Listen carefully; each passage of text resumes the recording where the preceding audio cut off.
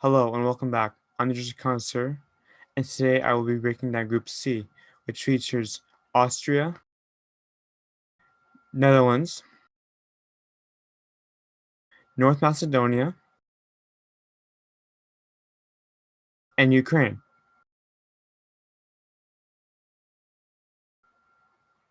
Without further ado, let's get into my prediction. And as we begin with Austria, team going into this tournament that is searching for its identity, and particularly coming off a disappointing Euro 2016 finish when they ended up not qualifying for the knockout stage. They look to get into the knockout stage this time, and particularly my player to watch out for Austria is Marcel Sabitzer of RB Leipzig, who had a terrific season for them and was a big reason why they finished in second place. Furthermore, another guy to look out for is David Alaba, and with his versatility in Austria, being able to play left back and midfield, he will definitely be an important cause in their success. Not to mention up front with Marko Arnautovic, who's still got some game left even after leaving for China a couple years ago. And overall, not this group is pretty much wide open, as there's really no team that I'm extremely confident in, and I think Austria could seize that opportunity, and particularly they are gifted with a fairly easy opening game against North Macedonia, a team they played in the qualifiers and beat twice. So that might come in handy.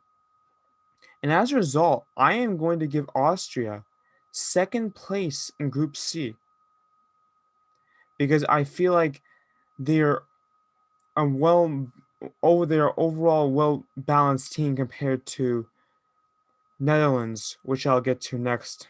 And with Netherlands,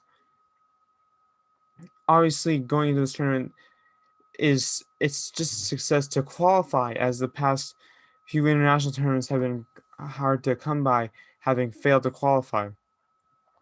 And now they're under a new direction led by Frank de Boer. And looking at their squad, it's a very young squad, and that's what worries me, to be honest. Now, don't get me wrong; like my player to watch out for in Netherlands is Frankie De Jong of Barcelona, and Matthias de Ligt as well. But there's just not a lot of experience that they need to be successful. Now, granted, their starting goalkeeper looks to potentially be Martin Stelkenberg, who started the 2010 FIFA World Cup final. And obviously, it's a blow for them losing Jesper Cillessen, but maybe Stecklenburg can uh, get back to his old form, which would be awesome to see.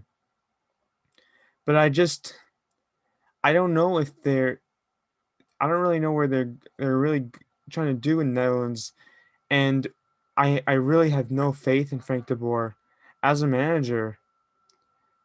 I just thought it was a perplexing choice to have him come in.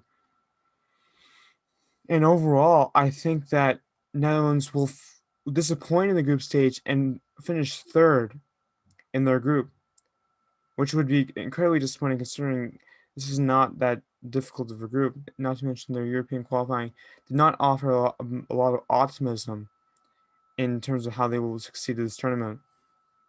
But overall, like I said, I think they'll finish third with the potential to uh, be one of the better third place teams.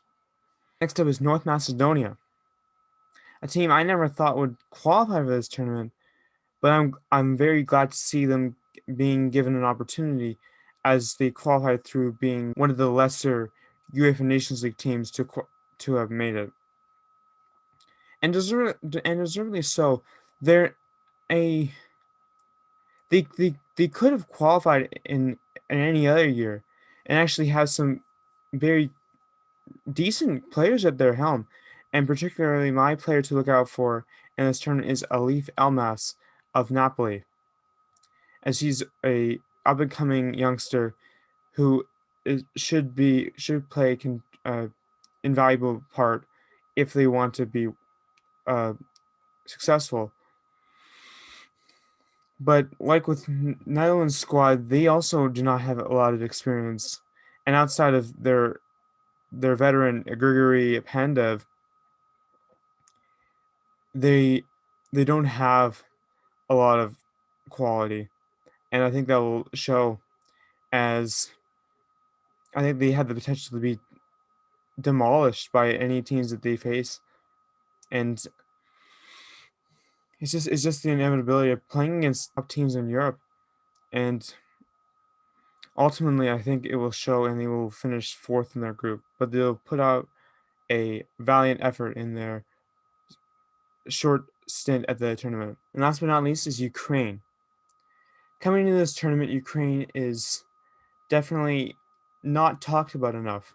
And I really feel bad for that because they have a legitimately top 10 team in the tournament, whether it be in goal with Piatov, or even if they would like to put in Andre Lunin of Real Madrid.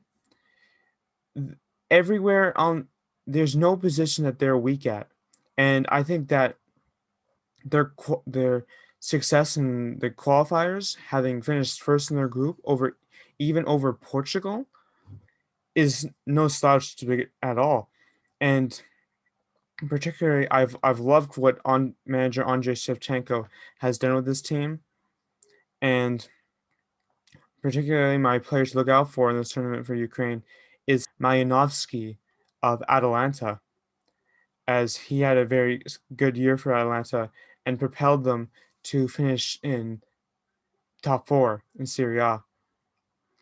Not to mention that they have a bunch of youngsters who played in the UEFA in the FIFA Under 20 World Cup a couple years ago, where Ukraine won.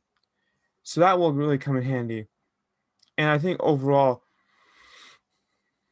they have a lot of chemistry. Not to mention the fact that most of them play in the Ukrainian Premier League, and the likes of Marlos as well will really help, and Andrei Yarmolenko, who didn't really have a lot of game time at West Ham this season, but he's still a very good player.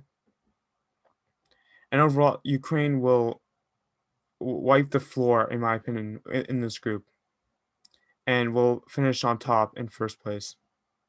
So overall, my final predictions for Group C are as followed: Ukraine in first, Austria in second, Netherlands in third, and North Macedonia in fourth.